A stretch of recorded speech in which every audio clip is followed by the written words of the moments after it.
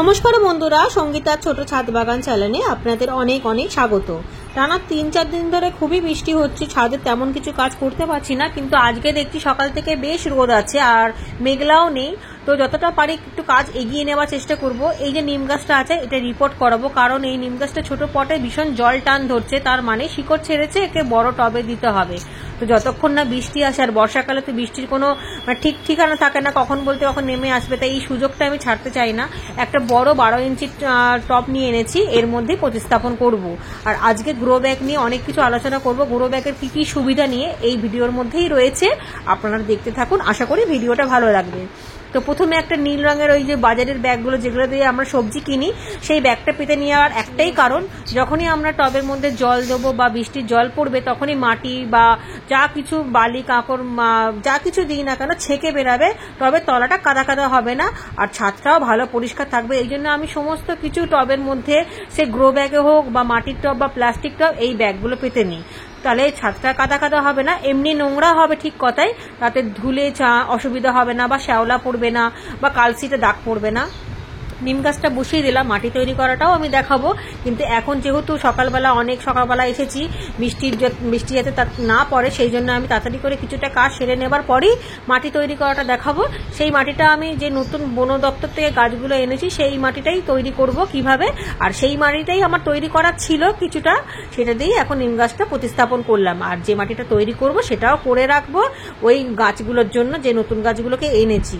তো মোটামুটি এই কাজটা তো হয়ে গেল। বৃষ্টি এখনো আসেনি, কড়া রোদ রয়েছে, একটু কষ্ট হচ্ছে বটে, কেন কি বৃষ্টির সময় ভীষণ কষ্ট হয়, গুমঠনি একটা গরম থাকে, গুমঠনি মানে একটা গুমট গরম, ভীষণই কষ্ট হয়। তা হোক গে, যাক, ছাদের তো কিছুটা কাজ এগিয়ে যাবে। তা এইটা আমি আমার ছেলেকে বললাম, দিদি এলে এই জায়গাটা করে দিতে, আমি ভারী কিছু তুলতে পারবো না, থাক এখন ওখানটা। আর এই দেখুন, এই একটা গ্রো ব্যাগ, এটা হচ্ছে 15 ইঞ্চি গ্রো ব্যাগ। আমার মাধবীলতা গাছটা আছে, কোনো অসুবিধা নেই, গাছ ভরা ফুল, আর মাটিটা ভীষণ হালকা। আর ফুল গাছের মাটি আমি সম্পূর্ণ আলাদা বানাই সবজি গাছের থেকে, এটা আমি আপনাদেরকে বহুবার বলেছি যে সবজি গাছের মাটি যে কোনো রকম ভাবে যা কিছু ভাবে তৈরি করা যায়, কিন্তু ফুল গাছের মাটিটা একটু সূক্ষ্ম হয়। ফুল গাছে যা তা মাটি দিলে হবে না, তাহলে কিন্তু ফুল আসবে না। এখানে আরেকটা মাধবীলতা গাছ আছে, এটাও রয়েছে দেখুন আমার 12 ইঞ্চি টবের মধ্যে, গ্লাস টবের মধ্যে। কারণ আমি বেশিরভাগ গাছকে আমি বনসাই করে রাখার চেষ্টা করি। ছোট টবের মধ্যেই গাছটা ঝোপালো হবে আর অনেক বেশি ফুল হবে, কারণ যত বেশি জায়গায় বড় দেবেন তত বেশি ছাদ বাগানে একটু হলেও তো লোড পড়বে। সেই জন্য ছাদ বাগানের লোডটা যাতে কম হয়, সেই জন্য ছোট জায়গার মধ্যে শেকড় কেটে কেটে আমি ছোট করেই রাখি, এতে গাছটা ছোট্টর মধ্যে ঝোপালোও হয় আর দেখতেও সুন্দর হয়। আর এতে কিন্তু ফুলে আসতে কোনো অসুবিধা হয় না। আমার তো দেখলেন সমস্ত দুটো গাছেই ফুলে কেমন ভরা, আমি দুরকমই দেখালাম, টবেও দেখালাম আর গ্রো ব্যাগেও দেখালাম। আরও আছে গ্রো ব্যাগে, আমি আপনাদেরকে অনেক কিছুই দেখাবো আজকে। তার আগে যে সবজির খোসা টোসাগুলো সেগুলো জমাতে দিলাম, এগুলো সব কিন্তু আমি শীতের গাছের জন্য সব তৈরি করে রাখছি, শীতের সবজি গাছের জন্য। আর এদিকে দেখুন আমি ফ্যান, ভাতের ফ্যান, চাল ধোয়ার জল, আর এদিকে কিছু মাছ নিয়ে নিয়েছি, মানে পচা নরম মাছ, আমি শর্ট ভিডিওতে বলেছিলাম, যেগুলো বাজার থেকে আমি কম পয়সায় কিনে এনেছি এই শীতের খাবার বানাবো বলে, শীতের এই তরল সারটা বানাবো বলে। কারণ শীতে আমি ফুল গাছেও দেবো এই তরল সারটা, সবজি গাছেও দেবো, আবার ফল গাছেও দেবো। সুতরাং এই সারটা তো আমাকে এখন থেকেই তৈরি করে নিতে হবে, কারণ কি পুজোর পরেই আমি শীতের চারা সব কিছু তৈরি করতে শুরু করে দেবো। এখন থেকেও যা প্রিপারেশন আমি শুরু করে দিয়েছি অল্প অল্প। আর এদিকে দেখুন কিছু এক্সপায়ার ডেটের ওষুধ আছে, সে যে কোনো ওষুধ হতে পারে, কোনো অসুবিধা নেই, কারণ কোনো গাছের ক্ষতি করবে না। আমি এর আগেও দিয়েছি, বহুবার দিয়েছি গাছে, এতে কোনো ক্ষতি তো করবেই না, গাছ আপনার লাভই হবে, গাছ খুব চকচকে করবে পাতা, আর পাতাগুলো বড়ও হবে, কোনো অসুবিধা হবে না। এই দেখুন মাছগুলো দিয়ে দিলাম, আমি খালি পেট থেকে পরিষ্কার করে নাড়ি ভুড়িগুলো ফেলে দিয়েছি, তারপর ধুয়ে এনে মাছগুলো দিয়েছি। নাড়ি ভুড়ি আমি কোনো সময়তেই দিই না, ওতে গন্ধ ছাড়ে, আর এতে কিন্তু খুব একটা গন্ধ ছাড়ে না। আর একটু নাড়ি চাড়িয়ে দিতে হবে রোজ একবার করে, বাকি আর কোনো অসুবিধা নেই। আর শীতের বাগানের জন্য আমি এখন থেকেই তো বললাম, টবে টবে, জায়গায় জায়গায়, বস্তায় ঠস্তায়, গ্রো ব্যাগে, এগুলো সব তৈরি হচ্ছে শীতের জন্য। কারণ আমি ছাদ বাগানে কিছুটা রেস্ট দিই, ঘন ঘন আমি গাছ বসাই না, কারণ এই সময় যদি আপনারা সব রকম সবজি গাছ বসান, সবজি কিন্তু হবে না, শুধু গাছই হবে, বড় হবে, পাতা হবে, পাতায় ভরে যাবে, সেই করতে করতে শীত এসে যাবে, তখন কিন্তু আপনি ভালো মাটি পাবেন না। সুতরাং এখন থেকে যদি আপনারা প্রস্তুত নেন, মানে সমস্ত জায়গা যেগুলো খালি আছে সবজির খোসা ঠোসা দিয়ে একটা করে বেড বানিয়ে প্রস্তুত করে রাখেন, শীতের সেই জায়গাগুলোতে দারুণ সবজি হবে। আমি কিন্তু সবজি গাছের কথাই বলেছি, আমি ফুল গাছের কথা কিন্তু বলিনি। ফুল গাছে তো জাতা মাটি দেওয়া যায় না, ফুল গাছ ভীষণ সূক্ষ্ম হয়, বারবারই আমি একই কথা বলি, সেই জন্য আমি বেশ কিছুদিন গ্যাপ দেবো। এখন আর আমি কোনো সবজি গাছ বসাবো না। আর এই দেখুন ভেন্ডি গাছ, এই ভেন্ডি গাছে আমি এই গ্রো ব্যাগের মধ্যে বসিয়েছি, ভীষণ হালকা হয়। আর সব থেকে মেন কথা কি বলুন তো, জায়গায় যেখানে সেখানে যখন তখন আপনি এর মানে চেঞ্জ করতে পারবেন জায়গা, তাতে কোনো অসুবিধা হবে না, ছাদ পরিষ্কার থাকবে। আর এক জায়গায় দীর্ঘদিন থাকলে কিন্তু ছাদের মধ্যে একটু নোংরা শ্যাওলা পড়বে, ইঁটগুলো শ্যাওলা হয়ে যাবে, আর ছাদের ফ্লোরটাও অপরিষ্কার লাগবে, আর এতে একটু ড্যাম হওয়ার সম্ভাবনাও থাকে। সেই জন্য গ্রো ব্যাগে গাছ করতে বলি, যাতে এদিক ওদিক গাছগুলোকে নিয়ে আপনি ডাইরেকশন চেঞ্জ করতে পারবেন, আর ছাদে কোনো রকম মানে ক্ষতি হবে না। আর আমি এই কারণে বললাম যে এখন যে রকম সবজি আমার কাছে আছে সেগুলো থাক, কোনো অসুবিধা নেই। বাকি নতুন আমি কোনো সবজিই করব না, আমি অন্তত করব না। যারা এক্সপার্ট লোক তারা করবেন, তারা নিশ্চয়ই সব কিছু পদ্ধতি জানেন, আমি তো সব রকম পদ্ধতি জানি না, আমি করি না। আমি এই গরমে যা সবজি হয়ে গেছে, এই জুলাইয়ের পর থেকে পুরো পুজোর আগে পর্যন্ত কোনো সবজি গাছ বসাই না, কারণ আমি সামলাতে পারবো না। বেকার গাছ বাড়বে, মাঝে ফুল থাকবে না, বা ফল হবে না, ফসল ঠিক করে হবে না। সেই জন্য এই সময় আমি গাছের মাটিকে পুরোপুরি রেস্ট দিই, সম্পূর্ণ শীতের জন্য। শীতে দারুণ সবজি পাওয়া যাবে। এখন দেখুন মানে এর গ্রো ব্যাগের মধ্যে ভেন্ডি হচ্ছে, বেগুনে ভরে যাচ্ছে, এটা সাদা বেগুন, খুব সুন্দর, আমি তুলে দেখাচ্ছি। এরকম কোনো অসুবিধা তো হবেই না, আর ভীষণ হালকা হয়। আর এই বেডগুলো কিন্তু সবই ওই সবজির খোসা টোসা দিয়ে, বাতিল জিনিস দিয়ে সবজি গাছের জন্য। আমি কিন্তু এটা কিন্তু আপনারা গুলিয়ে যাবেন না, আমি কিন্তু সবজি গাছের জন্য যে কোনো আজে বাজে জিনিস দিয়ে সবজি করি, এতে সবজিটা ভালো হয়। আর এখন করব না, আপনারা যারা নিজেরা করতে পারেন বা যারা করে আসেন তাদেরকে আমি না করার কোনো অধিকার নেই, তারা তো ভালোই করতে পারেন, কিন্তু আমি যেহেতু করি না, আমি যেভাবে ছাদ বাগান করি আমি সেটাই আপনার সাথে শেয়ার করছি। দেখুন এর মধ্যে তো সুবিধা হয় এই গ্রো ব্যাগে, আদা লাগিয়েছিলাম, সেটা থেকে গাছ বেরিয়েছে। দুরকম ব্যাগ, একটা সাদা একটা আকাশি। সাদাটা খুব একটা ভালো না, আর আকাশিটা খুব ভালো। আকাশিটা যদি আপনারা করতে পারেন টিকসই হবে। আকাশিটা কিন্তু আমার 3 বছর হয়ে গেছে, আর সাদাটা আমার 1 বছরেই নষ্ট হয়ে গেছে। আমি সম্পূর্ণটাই আপনাদেরকে বলি, কোনো কিছু যেটা আমার ক্ষতি হয়েছে বা পারছি না বা মারা গেছে বা অসুবিধা হচ্ছে, সবটুকুনি আপনাদেরকে না বললে আপনারা কি করে বুঝবেন বলুন। আর এদিকে দেখুন করলা গাছে করলা ভরে এসেছে, মাথা কেটে কেটে গাছটাকে ঝাঁকড়া করেছি। এটা কিন্তু একটাই গাছ, কিন্তু দেখুন কতটা ঝাঁকড়া হয়েছে। আর এই যে উচ্ছের বেডটা, উচ্ছে গাছটা দিয়েছি বা করলা গাছটা, এটার মধ্যে রয়েছে আনারসের টবে, কারণ এই আনারস গাছগুলো বেশি জল নিতে পারে না, তাই অতিরিক্ত জল হয়ে গেলে ড্রেনেজ সিস্টেম দিয়ে জল বেরিয়ে যাবে ঠিক কথা, কিন্তু বেশিক্ষণ জল জমে থাকলেও আনারস গাছ নষ্ট হয়ে যেতে পারে। তা যাতে না হয় তাই জন্য আমি কিছু চারা ওর মধ্যে দিচ্ছি, যেমন বরবটির চারা। বরবটি খুব কম সময়ের মধ্যে ফলন দিয়ে দেয়, তাই এই বরবটির চারাগুলো আমি ওর মধ্যে বসিয়ে দেবো। ও উচ্ছে করলা দানা তো রয়েছে, মানে গাছ তো রয়েছে, তাতে কি হবে অতিরিক্ত যে জলটা রয়েছে আনারসের ট্রেতে, সেই জলটা শুষে নেবে। সুতরাং আনারস গাছটাও ভালো থাকবে, অতিরিক্ত জলের জন্য পচেও যাবে না, আবার এদিকে গাছটাও হবে। আর গাছ চুজ করার একটা নিয়ম আছে, যেমন যা তা গাছ আমি বসাবো না, যেমন লাউ কুমড়া এগুলো বসাবো না, এগুলোর ফলন হতে একটু সময় লাগে, কিন্তু বরবটি গাছ খুব কম টাইমের মধ্যেই বড় হয়ে গিয়ে ফলন দিয়ে দেয়। আর এতে দুরকমই সুবিধা হলো, আনারস গাছটাও বাঁচলো খুব সুন্দরভাবে, আর এদিকে বরবটিও পাওয়া যাবে। তো এই দেখুন আমি সাইডে বসিয়ে দিয়েছি দুটো করে গাছ। আর আমি তো বারবারই বললাম, আমি তো কাউকে না করতে পারি না সবজি করতে, যার যখন ইচ্ছা হবে, কিন্তু আমি যেভাবে করি, আমার যেটা সুবিধা মনে হচ্ছে সেটা আপনার সাথে শেয়ার করছি। কারণ আমি সব সময় দেখেছি যে পুজোর ঠিক এই আগের টাইমটাতে সবজি কিন্তু ভালো হয় না, যেহেতু এই বর্ষার সময় গাছ বেড়ে যায়, পাতা প্রচুর হয়, কিন্তু ফলটা ঠিক হয় না। হ্যাঁ, আগে যারা করে এসেছেন তারা এই সময় ফলটা পাবেন, কিন্তু এই পুজোর আগের টাইমটায় বসালে কিন্তু পুজো এসে যাবে, তখন পুরোনো গাছে সেইভাবে ফলন দেখা দেবে না। সেই জন্য এই টাইমটা গ্যাপ দেওয়াটাই ভালো, এই জুলাই আগস্ট সেপ্টেম্বর, ব্যাস তারপরে পুজো ঠিক যাবে। আর পুজোর সময় আপনারা ভালোভাবে এনজয়ও করতে পারবেন পুজোটাকে। যারা বাড়িতে বসে পুজো দেখেন বা বাইরে যান, তারা ঘুরতে যাবেন, তারাও নিশ্চিন্ত মনে যেতে পারবেন। আপনাদেরকে জল দেওয়ার একটা সমস্যা থাকবে না, যে অতটা গাছ সবজি গাছে ফুল দিয়ে মানে ওষুধ দিতে হবে বা জল দিতে হবে, টাইমে খাবার দিতে হবে, এরকম ঝামেলাও থাকবে না। আমি এইভাবে করি, কারণ আমি যেহেতু আমার ছেলে মেয়েকে নিয়ে পুজোতে ঘুরতে যাই, আমার বাড়িতে লোকজন আসে, আত্মীয় স্বজন আসবে, সেই জন্য আমি এই ঝামেলাটা নিই না। যা গাছ আছে সকাল বিকাল জল দিয়ে দিই, ফুল গাছ বা ফল গাছ বা বাকি আর কোনো সবজি গাছে আমি ঝামেলা নিই না। সবজি গাছ আমি ঠিক পুজোর পরই লাগাতে শুরু করে দিই, বীজ থেকে হোক বা চারা গাছ এনে হোক বসাতে শুরু করি, তাতে ফলনটা ভীষণ ভালো হয়।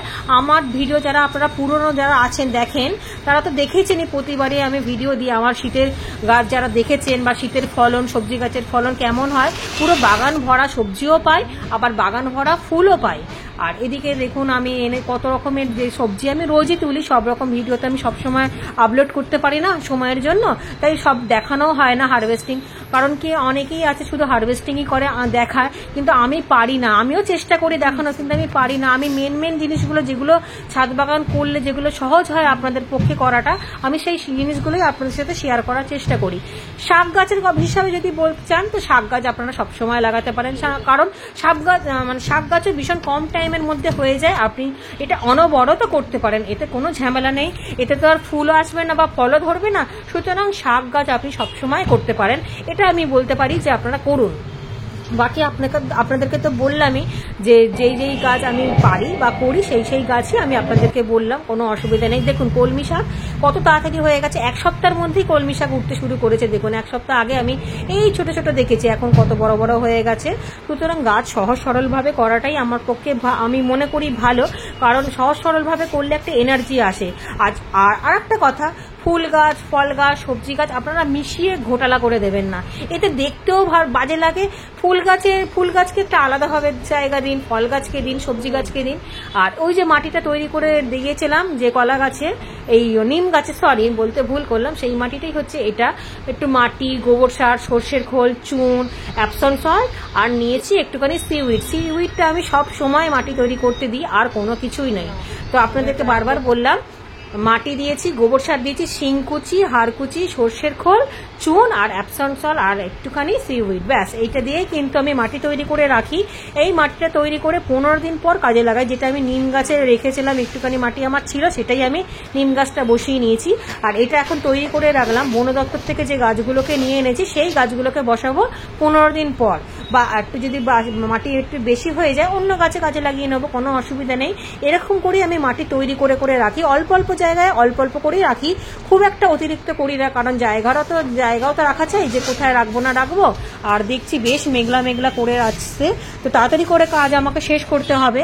আর আমার বিকাল হয়ে এসছে, আমার মেয়েরও আসার টাইম হয়ে আসছে। আমার মেয়ে দেখলে ভীষণ রাগারাগি করবে, কারণ ও আমার সাথে বাগানে কাজ করতে চায়, কিন্তু ও যেহেতু স্কুল থেকে আসেই 5টার সময়, আবার এসে কষ্ট করে আমার সাথে করবে, তাই জন্য আমি ওকে করতে দিই না। কিন্তু তবুও ওর খারাপ লাগে, ও অনেক করে রিকোয়েস্ট করে যে কাজের সময় আমাকে একটু দেখাবে, ওর একটু খুব ভালো লাগে বাগানে কাজ করতে।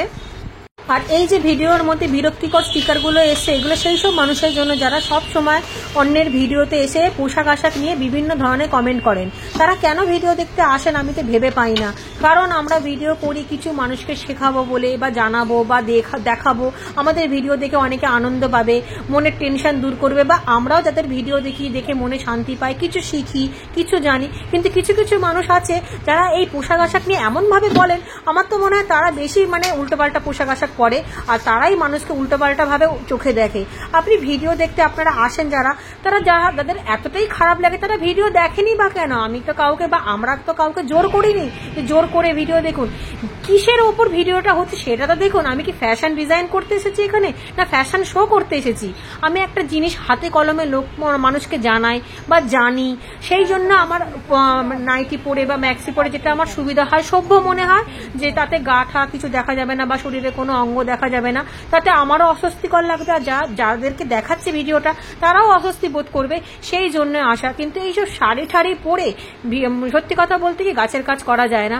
আমি এটা অনেকদিন ধরে ভাবছি বলবো, শুধু আমার জন্য না, অন্যদের ভিডিও ভেবে কথাটা বলছি। যারা বলতে পারেন না, শুধু অপমানিত হন, তাদের সকলের কথা ভেবেই কিন্তু আজকে আমি শাড়ি পরে ভিডিওটা দিচ্ছি। কারণ অনেকেই আছেন মুখ বুঝে সহ্য করে। কারণ জীবনে অনেক কিছু শেখা যায়, আর ইউটিউব দেখে আমরা অনেক কিছু শিখতে পারি। রান্নার ভিডিও বা প্রবাসে বা যানবাহনের বা ভ্রমণের প্রচুর কিছু, অনেক কিছু জিনিস জানা যায়, চলা যায়, শেখা যায়। অনেক কিছু শেখার মাধ্যমে আমাদের জীবনটা সহজ হয়ে যায়। সেখানে কিছু কিছু মানুষ যে কি আনন্দ পায়, আর যারা করেন এরকম মন্তব্য, তারা কি নিজেরা ভালো থাকতে পারেন? এইসব কথা বলুন তো, এইসব ভেবে বা এইসব কথা বলে বা বাজে বাজে কথা বলে কি লাভটা হয়? এই ছ্যাবলামো বা অসভ্যতামি করে কতদিন আপনি ভালো থাকতে পারবেন? এক সময় দিনের শেষে বা বয়সের শেষ কালে কিন্তু আপনার হাতে কিছুই থাকবেন না, জীবনে কিছুই করতে পারবেন না। এই সারা জীবন খালি লোককে উল্টোপাল্টা কথা বলা ছাড়া আমরা কিন্তু এগিয়ে যাব, আমাদের কিন্তু কিছু যায় আসে না। যারা ইউটিউবের বিভিন্ন চ্যানেলে এসে বাজে দৃষ্টিভঙ্গি নিয়ে নানান বাজে কুমন্তব্য করেন, তাদের কিন্তু ব্যক্তিত্বটাই প্রকাশ পায় যে তারা কেমন ধরনের মানুষ। আমরা কটা দিনই বা বাঁচবো বলুন? সেইটুকুনি অল্প টাইমের মধ্যে একটু ভালো কাজ করুন, ভালো বলুন, ভালো দেখুন, কিছু শিখুন বা কিছু শেখান। অনেক কিছু জানা শেখার আছে। এইসব করে টাইম নষ্ট করে লাস্টে কিচ্ছু হাতে পাবেন না, দুটো মানুষের ভালোবাসাও পাবেন না, স্নেহও পাবেন না, বিপদে কাউকে পাশে পাবেন না। সুতরাং আমি কিন্তু এটা জ্ঞান দিচ্ছি না, আমি ইদানিং দেখছি বহু জনের ইউটিউবের চ্যানেল, তো আমিও দেখি, অনেক বাজে বাজে মন্তব্য সেখানে থাকে, তো আমার ভীষণ গায়ে লাগে। দুটো ভালো কথা বললে কি আপনাদের সম্পত্তি ক্ষয় হয়ে যাবে, বা বাজে কথা বলে কি অনেক লাভ হয়ে যাবে? তা তো না। যাই হোক, আর এই সব নিয়ে কথা বলতে চাই না। তো আমার অনেক বন্ধুরা জানতে চেয়েছিলাম গ্রো ব্যাগ কোথায় পাওয়া যায়। শ্যামবাজারে পাওয়া যায়, পাখির হাটের ঠিক আগে, শ্যামবাজারের মোড় পরে। আমি ফোন নম্বর স্ক্রিনে দিয়ে দিচ্ছি।